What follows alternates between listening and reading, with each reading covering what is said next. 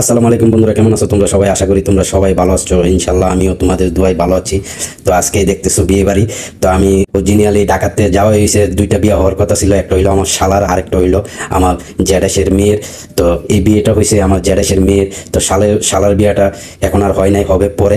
তো ভাবছিলাম দুটা বিয়েতে আমি অনেক মজা করব, কিন্তু এটা যেহেতু জ্যাঠাশের মেয়ের বিয়ে, তো আমারও মেয়েই। তো এই বিয়েতে আমি মজা করতে পারি নাই, কারণ আমি এখানে শ্বশুর।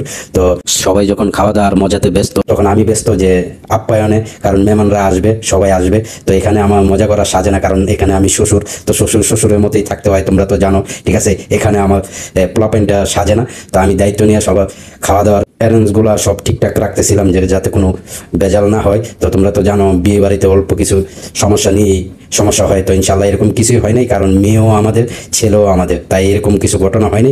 সব কিছু যাই হোক আমরা মিলেঝিলেই ভাগ করে নিয়েছি। তো তোমরা আশা করি বুঝতে পেরেছো সবাই। তো ভালো থাকো, সুস্থ থাকো, নিরাপদে থাকো। আল্লাহ হাফেজ, আসসালামু আলাইকুম।